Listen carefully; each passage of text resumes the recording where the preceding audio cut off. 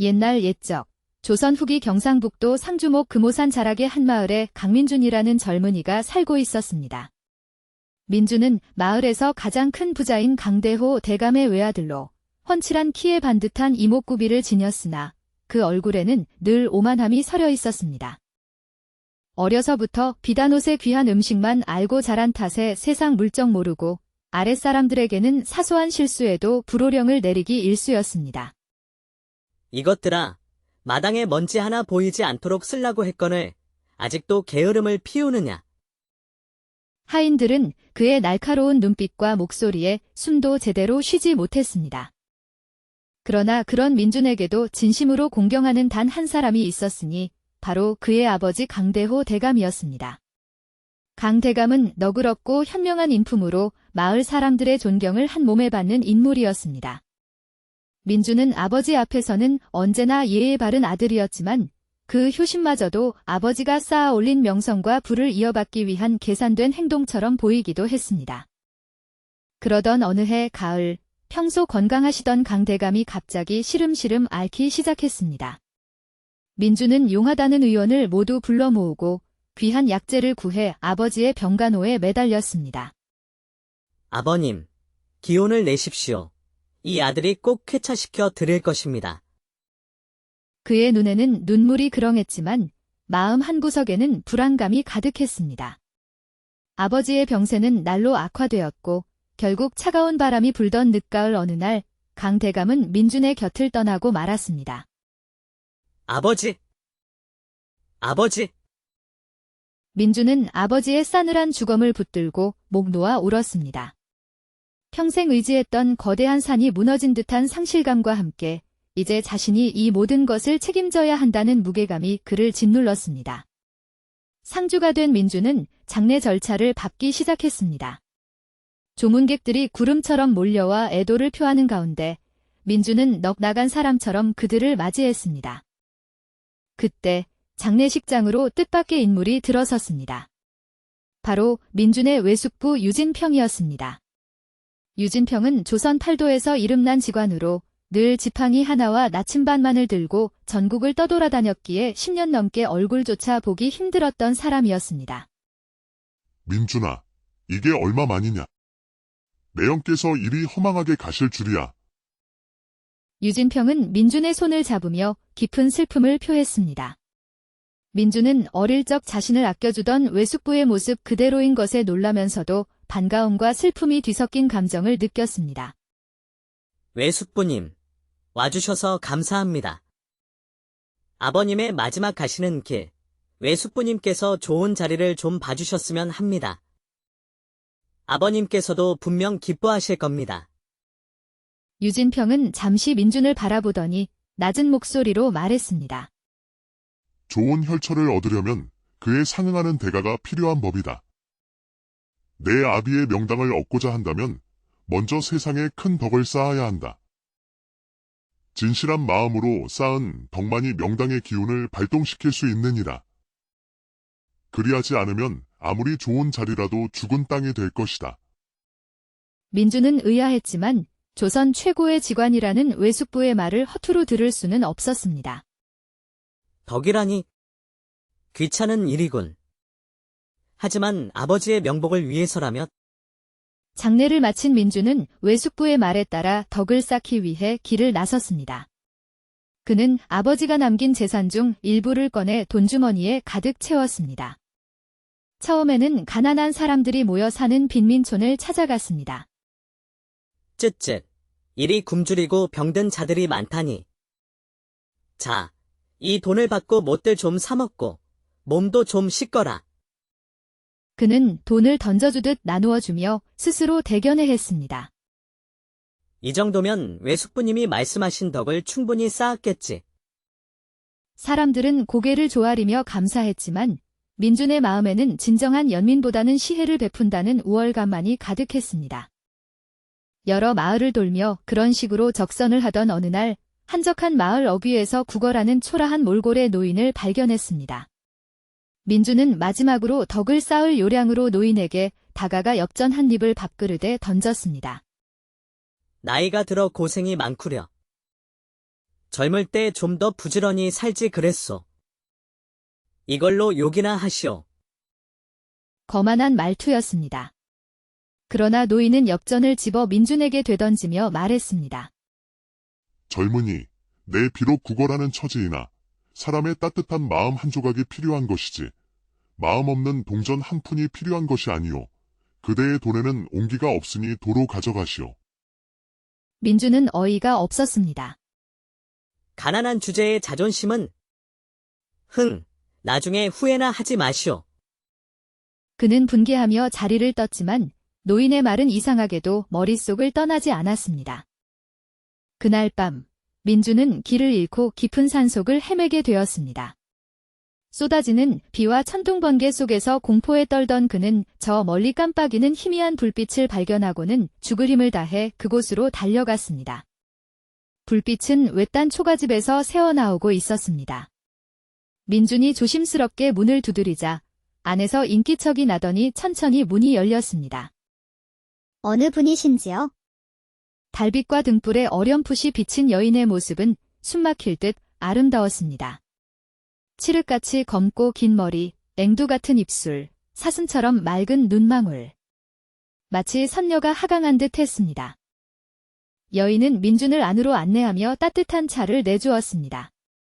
이런 누추한 곳에 귀한 분이 어찌 오셨는지요? 저는 남편을 여의고 홀로 지내는 몸이랍니다. 여인의 목소리는 그녀의 외모만큼이나 고왔습니다. 민준은 순식간에 여인의 아름다움에 매료되었습니다. 낯선 산골의 외로움과 여인의 청초한 모습이 그의 마음을 흔들었습니다. 낭자, 이 깊은 산골에서 홀로 지내기 외롭지 않소? 내가 그대의 외로움을 달래주어도 되겠소? 여인은 잠시 놀란 듯 민준을 바라보더니 이내 수줍은 듯 고개를 떨구며 물었습니다. 선비님, 저 같은 여인을 정말 괜찮으시겠습니까? 낭자의 처지 따위는 문제되지 않소. 지금 이 순간만큼 확실한 것은 없소이다. 그날 밤 두 사람은 하룻밤의 인연을 맺었습니다. 다음 날 아침 상쾌한 기분으로 눈을 뜬 민준은 옆에 누워있는 여인의 뒷모습을 보았습니다. 비단결 같은 머리카락 사이로 드러난 고운 살결에 어젯밤의 황홀경이 떠올라 미소가 지어졌습니다. 이토록 아름다운 여인이라면 비록 가난한 과부라 할지라도 내 아내로 삼고 싶구나. 그가 여인을 부드럽게 끌어안자 여인이 몸을 돌렸습니다. 민준은 그녀의 얼굴을 쓰다듬으려 손을 뻗었습니다. 그러나 그의 눈앞에 나타난 것은 어젯밤의 선녀가 아니었습니다. 여인의 얼굴은 흉측한 종기와 부스럼으로 뒤덮여 있었습니다. 문둥병이었습니다. 으아. 당신은 누구시오? 민준은 비명을 지르며 뒷걸음질 쳤습니다. 여인은 슬픈 눈으로 그를 바라보며 말했습니다. 선비님, 어찌 그러십니까? 어젯밤 저와 사랑을 나누시지 않으셨습니까? 그래서 여쭈었던 것입니다. 저 같은 여인을 안으셔도 괜찮으시겠냐고요? 그제야 민준은 여인이 했던 질문의 진짜 의미를 깨달았습니다. 과부라는 처지가 아니라 끔찍한 병을 앓고 있는 자신을 받아들일 수 있겠냐는 물음이었던 것입니다. 공포와 혐오감이 온몸을 휩쓸었습니다. 내가 미쳤지. 어찌 이런 흉측한 여인을 병이 옮으면 어쩌지? 덕을 쌓아야 한다. 여기서 이 여인을 박정하게 대했다가는 그동안 쌓은 공이 허사가 될지도 몰라. 민준은 억지로 표정을 관리하며 말했습니다. 아, 부인. 내가 아직 잠이 덜 깨 실수를 했소이다. 그런데 갑자기 집에 급한 일이 생각나서 이만 가봐야겠소. 곧 다시 찾아올 테니 너무 염려 마시오. 그는 황급히 옷을 챙겨 입고 초가집을 나섰습니다. 뒤에서 여인이 묻는 소리가 들렸지만 그는 뒤도 돌아보지 않고 산을 내려왔습니다. 선비님, 정말 다시 오실 것이지요? 다시 오기는 개뿔. 2번 다시 저 흉물을 볼 일은 없을 것이다. 집으로 돌아온 민주는 뜨거운 물로 몇 번이나 몸을 씻어내고는 외숙부에게 서신을 보냈습니다. 외숙부님, 말씀하신 대로 덕을 쌓았으니 이제 아버님을 모실 명당을 알려주십시오. 며칠 후 외숙부는 명당 자리를 일러주었고 민주는 아버지를 그곳에 모셨습니다. 과연 명당의 효험이었을까? 그 후로 민준의 사업은 날로 번창했고 재산은 눈덩이처럼 불어났습니다. 그는 넘치는 돈으로 친구들과 어울려 주색잡기에 빠져 살았습니다. 아버지의 무덤은 까맣게 잊은 지 오래였습니다. 그렇게 3년의 세월이 흘렀습니다. 어느 날 하인이 다급하게 뛰어와 외쳤습니다. 도련님, 큰일 났습니다. 대감님 묘가 무너졌습니다. 민주는 황급히 묘지로 달려갔습니다. 아버지의 묘는 처참하게 파헤쳐져 있었고 한쪽에서는 물이 새어나오고 주변에는 죽은 까마귀들이 나뒹굴고 있었습니다. 명당이라던 자리가 하루아침에 흉지가 된 것입니다. 민주는 절망감에 휩싸여 다시 외숙부에게 서신을 보냈습니다. 보름이 지나서야 도착한 답신에는 충격적인 내용이 적혀 있었습니다. 민준아, 너는 덕을 쌓은 것이 아니라 죄를 쌓았더구나. 마음 없이 베푼 동정은 진정한 덕이 아니며 특히 진심을 주었다가 거둔 것은 더 큰 죄가 된다. 내가 버린 그 여인의 눈물이 하늘에 사무쳤을 것이다. 그 죄를 씻지 않으면 내 아비는 물론 너와 내 후손 대대로 불행을 면치 못할 것이다. 외숙부의 편지를 읽은 민주는 망치로 머리를 맞은 듯한 충격을 받았습니다. 그제야 그는 지난날 자신이 저지른 잘못들을 깨달았습니다. 마음 없이 베풀었던 적선, 돈 몇 푼으로 사람을 모욕했던 일, 그리고 무엇보다 순수한 마음으로 다가왔던 여인을 헌신짝처럼 버린 일까지. 특히 산속 초가집 여인의 슬픈 눈망울이 떠올라 가슴이 미어졌습니다. 그래, 내가 진정으로 용서를 구해야 할 사람은 바로 그 여인이었어. 그는 지체할 시간 없이 다시 길을 떠났습니다. 민주는 먼저 자신이 돈을 던져주었던 빈민촌과 마을들을 찾아갔습니다. 그는 예전처럼 거만하게 돈을 내미는 대신 사람들의 손을 잡고 그들의 이야기를 진심으로 들어주었습니다. 제가 지난날 무례했습니다. 부디 용서해 주십시오. 무엇이 가장 힘드십니까? 제가 도울 일이 있다면 무엇이든 하겠습니다. 그의 진심 어린 사과와 도움의 사람들은 처음에는 의아해했지만 이내 마음을 열고 그를 용서했습니다. 민주는 그 과정에서 진정한 나눔과 공감의 의미를 깨달아갔습니다. 지난날의 잘못을 하나씩 바로잡아 가던 민주는 마침내 그 노인을 다시 만났습니다. 그런데 놀랍게도 노인은 더 이상 구걸하는 모습이 아니었습니다. 깨끗한 비단 옷을 입고 기품 있는 모습으로 변해 있었습니다. 젊은이, 이제야 진정한 뜻을 찾았군. 허나 자네가 진정으로 만회해야 할 사람은 내가 아닐세. 자네가 온 마음을 주었다가 거두어 깊은 상처를 준 그 사람을 찾아가 용서를 빌어야 하네. 노인의 말에 민준의 머릿속에는 초가집의 여인, 소희의 모습이 선명하게 떠올랐습니다. 소희, 내가 그녀에게 무슨 짓을 한 거지? 그는 뒤도 돌아보지 않고 소희를 찾아 깊은 산속으로 달려갔습니다. 며칠 밤낮을 헤맨 끝에 민주는 기적처럼 그 초가집을 다시 발견했습니다. 떨리는 마음으로 문을 두드리자 예전과 다름없는 맑은 목소리가 들려왔습니다. 누구십니까? 문이 열리고 소희가 모습을 드러냈습니다. 그녀의 얼굴에는 여전히 병의 흔적이 남아 있었지만 예전과 같은 슬픔 대신 잔잔한 평온함이 어려 있었습니다.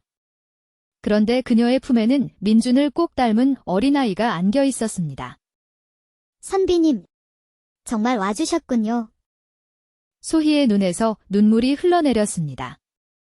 민준은 그 자리에 무릎을 꿇고 울며 용서를 빌었습니다. 소희 씨, 내가 죽을 죄를 지었어. 부디 나를 용서해 주시오. 그리고 당신과 이 아이를 평생 책임지게 해주시오. 소희는 말없이 고개를 끄덕였습니다. 시간이 흘러 상주목 강민준의 고래등 같은 기와집에서 다시 성대한 혼례식이 열렸습니다. 마을 사람들은 모두 모여 새 신랑 새 신부를 구경했습니다. 아이고, 저 신랑 좀 보게. 입이 귀에 걸렸네. 신부가 어지간히 고운가 보구먼? 그러게 말이야. 강도령이 어떤 규수를 맞이하나 했더니 역시 대단한 미인인가 보군. 어디 신부 얼굴 좀 보자고. 그러나 연지곤지를 찍은 신부의 얼굴을 본 순간 사람들은 모두 입을 꾹 다물었습니다. 신부의 얼굴은 여전히 병마의 흔적이 남아 차마 입에 담기 어려울 만큼 곱지 못했기 때문이었습니다. 구경꾼들 사이에서 한 사내가 혀를 차며 중얼거렸습니다. 쯧쯧. 저런 여인과 혼인하다니. 강도령은 덕을 참 많이도 쌓는구먼. 저러다 죽어서 신선이라도 되겠어. 사람들의 수군거림이 신랑 신부의 귀에도 들려왔습니다. 그러자 민주는 신부, 소희의 귀를 부드럽게 막아주며 다정하게 속삭였습니다. 부인, 저런 쓸모없는 이야기는 듣지 마시오. 당신은 내 인생에서 가장 소중한 사람이요. 그리고 당신이야말로 부족한 것투성이인 내게 와준 덕이 많은 사람이지요. 진정한 덕을 쌓은 사람은 내가 아닌 바로 당신입니다. 사랑하오, 부인. 민준의 눈에는 세상 그 누구보다 아름다운 소희의 모습만이 가득했습니다. 그의 마음의 눈이 진정한 아름다움을 보게 된 것이었습니다. 그 후 민준과 소희는 아들, 딸을 낳고 행복하게 살았습니다. 무너졌던 아버지의 묘는 다시 복구되었고 땅은 다시 활기를 되찾아 집안은 날로 번성했습니다. 민준은 더 이상 오만하지 않았고 진심으로 사람들을 대하며 존경받는 인물이 되었습니다. 세월이 흘러 그들의 아들이 과거를 보러 떠나던 날, 민준은 아들의 손을 잡고 말했습니다. 아들아, 세상 일이라는 것이 결국 백성들을 따뜻한 마음으로 보살피는 일이지 않겠느냐. 너는 사람을 아끼는 따뜻한 마음을 가지고 태어났으니 그 마음으로 세상을 대하거라. 사람의 겉모습이 아닌 속을 들여다보고 그들을 사랑하는 것, 그것이 내가 가진 가장 큰 재능이다. 아들은 아버지의 깊은 뜻을 새기며 길을 떠났습니다. 민주는 눈물을 글썽이는 소희를 다정히 안아주며 말했습니다. 부인, 어찌 우시오. 우리 아들은 잘 해낼 것이오. 저 아이는 우리의 아이니까요. 그리고 그 고운 얼굴로 눈물을 흘리지 마시오. 내 눈에는 해와 달보다, 이 세상 어떤 꽃보다 당신이 가장 아름답소.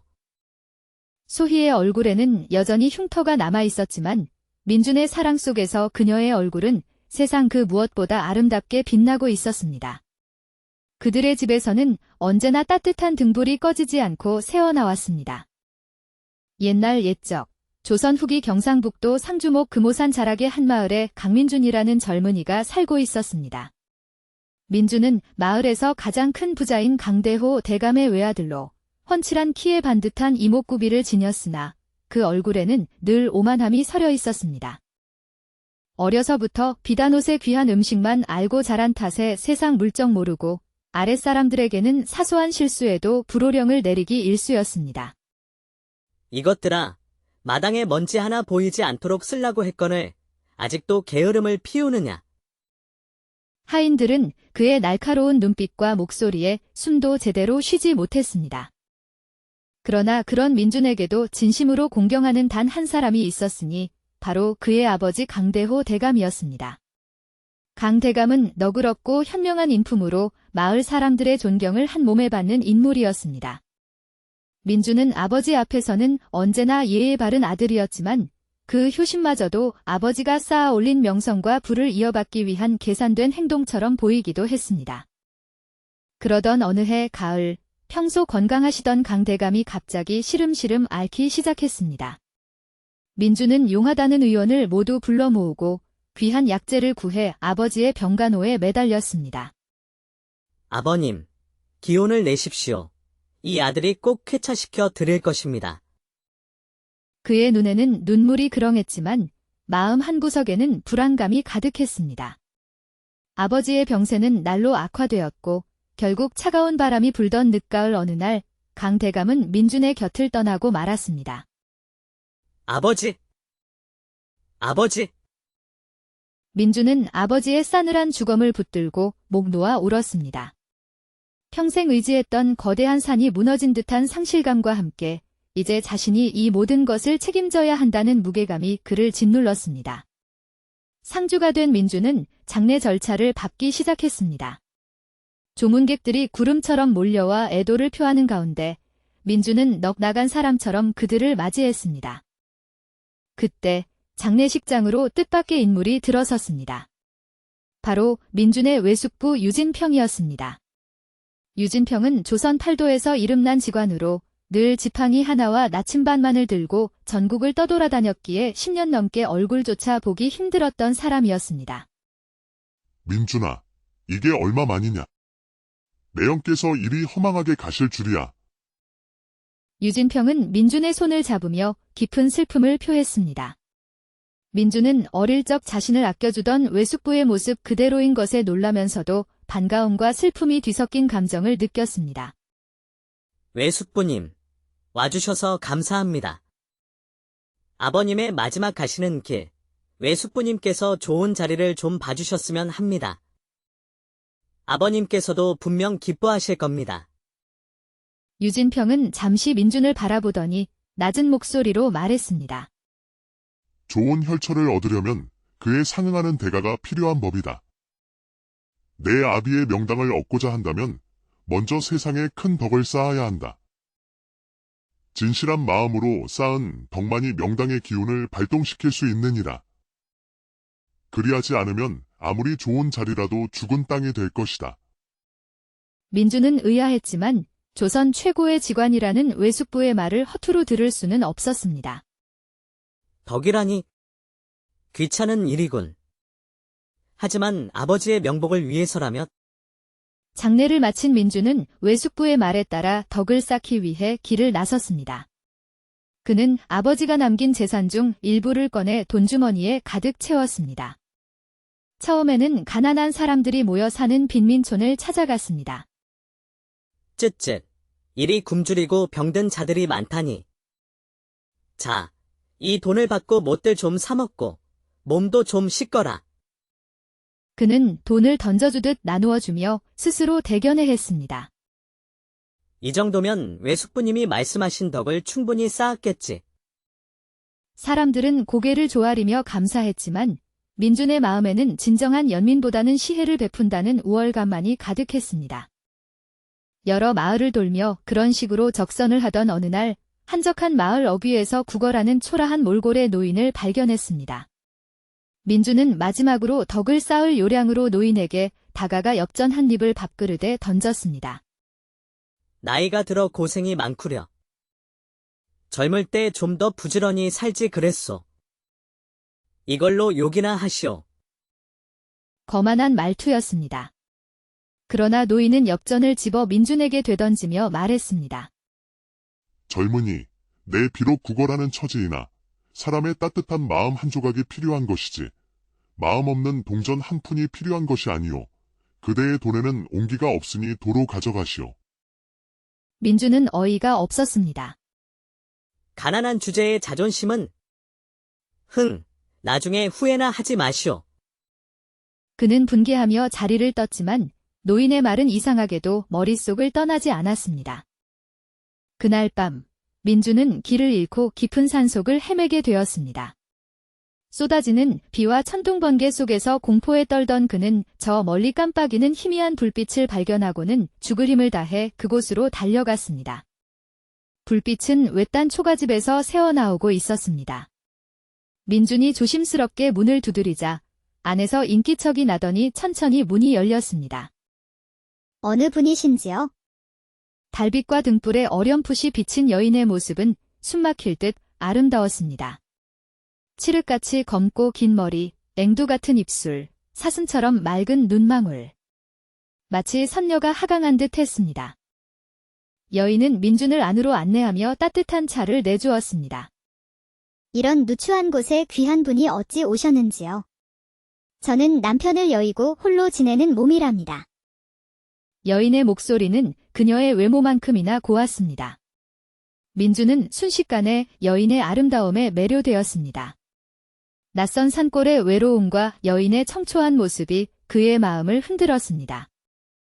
낭자, 이 깊은 산골에서 홀로 지내기 외롭지 않소?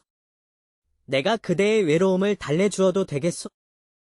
여인은 잠시 놀란 듯 민준을 바라보더니 이내 수줍은 듯 고개를 떨구며 물었습니다. 선비님, 저 같은 여인을 정말 괜찮으시겠습니까? 낭자의 처지 따위는 문제되지 않소. 지금 이 순간만큼 확실한 것은 없소이다. 그날 밤, 두 사람은 하룻밤의 인연을 맺었습니다. 다음 날 아침, 상쾌한 기분으로 눈을 뜬 민주는 옆에 누워있는 여인의 뒷모습을 보았습니다. 비단결 같은 머리카락 사이로 드러난 고운 살결에 어젯밤의 황홀경이 떠올라 미소가 지어졌습니다. 이토록 아름다운 여인이라면 비록 가난한 과부라 할지라도 내 아내로 삼고 싶구나. 그가 여인을 부드럽게 끌어안자 여인이 몸을 돌렸습니다.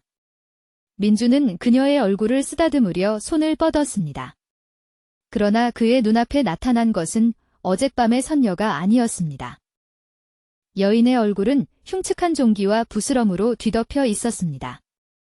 문둥병이었습니다. 으아.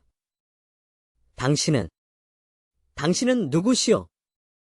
민주는 비명을 지르며 뒷걸음질 쳤습니다. 여인은 슬픈 눈으로 그를 바라보며 말했습니다. 선비님, 어찌 그러십니까? 어젯밤 저와 사랑을 나누시지 않으셨습니까? 그래서 여쭈었던 것입니다. 저 같은 여인을 안으셔도 괜찮으시겠냐고요? 그제야 민주는 여인이 했던 질문의 진짜 의미를 깨달았습니다. 과부라는 처지가 아니라 끔찍한 병을 앓고 있는 자신을 받아들일 수 있겠냐는 물음이었던 것입니다. 공포와 혐오감이 온몸을 휩쓸었습니다. 내가 미쳤지. 어찌 이런 흉측한 여인을 병이 옮으면 어쩌지? 덕을 쌓아야 한다. 여기서 이 여인을 박정하게 대했다가는 그동안 쌓은 공이 허사가 될지도 몰라. 민주는 억지로 표정을 관리하며 말했습니다. 아, 부인. 내가 아직 잠이 덜 깨 실수를 했소이다. 그런데 갑자기 집에 급한 일이 생각나서 이만 가봐야겠소. 곧 다시 찾아올 테니 너무 염려 마시오. 그는 황급히 옷을 챙겨 입고 초가집을 나섰습니다. 뒤에서 여인이 묻는 소리가 들렸지만 그는 뒤도 돌아보지 않고 산을 내려왔습니다. 선비님, 정말 다시 오실 것이지요? 다시 오기는 개뿔.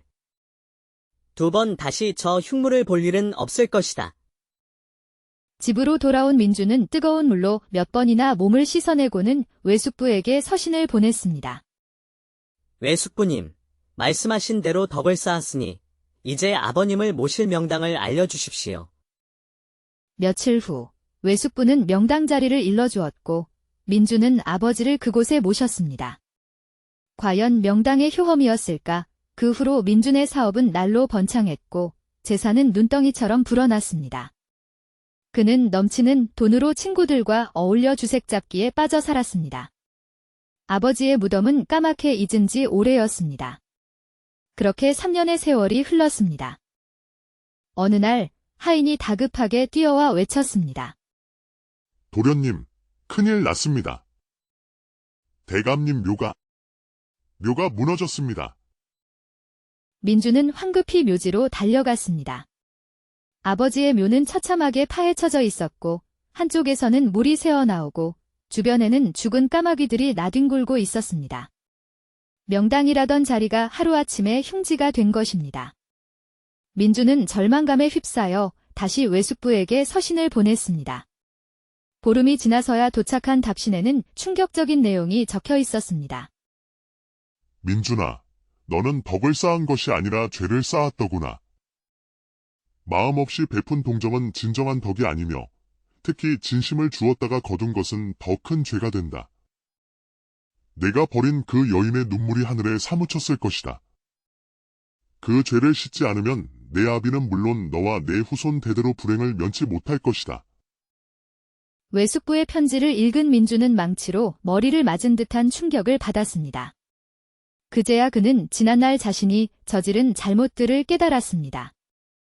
마음 없이 베풀었던 적선, 돈 몇 푼으로 사람을 모욕했던 일, 그리고 무엇보다 순수한 마음으로 다가왔던 여인을 헌신짝처럼 버린 일까지. 특히 산속 초가집 여인의 슬픈 눈망울이 떠올라 가슴이 미어졌습니다. 그래, 내가 진정으로 용서를 구해야 할 사람은 바로 그 여인이었어. 그는 지체할 시간 없이 다시 길을 떠났습니다. 민주는 먼저 자신이 돈을 던져주었던 빈민촌과 마을들을 찾아갔습니다. 그는 예전처럼 거만하게 돈을 내미는 대신 사람들의 손을 잡고 그들의 이야기를 진심으로 들어주었습니다. 제가 지난날 무례했습니다. 부디 용서해 주십시오. 무엇이 가장 힘드십니까? 제가 도울 일이 있다면 무엇이든 하겠습니다. 그의 진심 어린 사과와 도움의 사람들은 처음에는 의아해했지만 이내 마음을 열고 그를 용서했습니다. 민주는 그 과정에서 진정한 나눔과 공감의 의미를 깨달아갔습니다. 지난날의 잘못을 하나씩 바로잡아 가던 민주는 마침내 그 노인을 다시 만났습니다. 그런데 놀랍게도 노인은 더 이상 구걸하는 모습이 아니었습니다. 깨끗한 비단옷을 입고 기품 있는 모습으로 변해 있었습니다. 젊은이, 이제야 진정한 뜻을 찾았군. 허나 자네가 진정으로 만회해야 할 사람은 내가 아닐세. 자네가 온 마음을 주었다가 거두어 깊은 상처를 준 그 사람을 찾아가 용서를 빌어야 하네. 노인의 말에 민준의 머릿속에는 초가집의 여인, 소희의 모습이 선명하게 떠올랐습니다. 소희, 내가 그녀에게 무슨 짓을 한 거지? 그는 뒤도 돌아보지 않고 소희를 찾아 깊은 산속으로 달려갔습니다. 며칠 밤낮을 헤맨 끝에 민주는 기적처럼 그 초가집을 다시 발견했습니다. 떨리는 마음으로 문을 두드리자 예전과 다름없는 맑은 목소리가 들려왔습니다. 누구십니까? 문이 열리고 소희가 모습을 드러냈습니다. 그녀의 얼굴에는 여전히 병의 흔적이 남아 있었지만 예전과 같은 슬픔 대신 잔잔한 평온함이 어려 있었습니다. 그런데 그녀의 품에는 민준을 꼭 닮은 어린아이가 안겨 있었습니다. 선비님, 정말 와주셨군요. 소희의 눈에서 눈물이 흘러내렸습니다. 민준은 그 자리에 무릎을 꿇고 울며 용서를 빌었습니다. 소희 씨, 내가 죽을 죄를 지었어. 부디 나를 용서해 주시오. 그리고 당신과 이 아이를 평생 책임지게 해주시오. 소희는 말없이 고개를 끄덕였습니다. 시간이 흘러 상주목 강민준의 고래등 같은 기와집에서 다시 성대한 혼례식이 열렸습니다. 마을 사람들은 모두 모여 새 신랑 새 신부를 구경했습니다. 아이고, 저 신랑 좀 보게. 입이 귀에 걸렸네. 신부가 어지간히 고운가 보구먼? 그러게 말이야. 강도령이 어떤 규수를 맞이하나 했더니 역시 대단한 미인인가 보군. 어디 신부 얼굴 좀 보자고. 그러나 연지곤지를 찍은 신부의 얼굴을 본 순간 사람들은 모두 입을 꾹 다물었습니다. 신부의 얼굴은 여전히 병마의 흔적이 남아 차마 입에 담기 어려울 만큼 곱지 못했기 때문이었습니다. 구경꾼들 사이에서 한 사내가 혀를 차며 중얼거렸습니다. 쯧쯧. 저런 여인과 혼인하다니. 강도령은 덕을 참 많이도 쌓는구먼. 저러다 죽어서 신선이라도 되겠어. 사람들의 수군거림이 신랑 신부의 귀에도 들려왔습니다. 그러자 민주는 신부, 소희의 귀를 부드럽게 막아주며 다정하게 속삭였습니다. 부인, 저런 쓸모없는 이야기는 듣지 마시오. 당신은 내 인생에서 가장 소중한 사람이요. 그리고 당신이야말로 부족한 것투성이인 내게 와준 덕이 많은 사람이지요. 진정한 덕을 쌓은 사람은 내가 아닌 바로 당신입니다. 사랑하오, 부인. 민준의 눈에는 세상 그 누구보다 아름다운 소희의 모습만이 가득했습니다. 그의 마음의 눈이 진정한 아름다움을 보게 된 것이었습니다. 그 후 민준과 소희는 아들, 딸을 낳고 행복하게 살았습니다. 무너졌던 아버지의 묘는 다시 복구되었고 땅은 다시 활기를 되찾아 집안은 날로 번성했습니다. 민준은 더 이상 오만하지 않았고 진심으로 사람들을 대하며 존경받는 인물이 되었습니다. 세월이 흘러 그들의 아들이 과거를 보러 떠나던 날, 민주는 아들의 손을 잡고 말했습니다. 아들아, 세상 일이라는 것이 결국 백성들을 따뜻한 마음으로 보살피는 일이지 않겠느냐. 너는 사람을 아끼는 따뜻한 마음을 가지고 태어났으니 그 마음으로 세상을 대하거라. 사람의 겉모습이 아닌 속을 들여다보고 그들을 사랑하는 것, 그것이 내가 가진 가장 큰 재능이다. 아들은 아버지의 깊은 뜻을 새기며 길을 떠났습니다. 민주는 눈물을 글썽이는 소희를 다정히 안아주며 말했습니다. 부인, 어찌 우시오. 우리 아들은 잘 해낼 것이오. 저 아이는 우리의 아이니까요. 그리고 그 고운 얼굴로 눈물을 흘리지 마시오. 내 눈에는 해와 달보다, 이 세상 어떤 꽃보다 당신이 가장 아름답소. 소희의 얼굴에는 여전히 흉터가 남아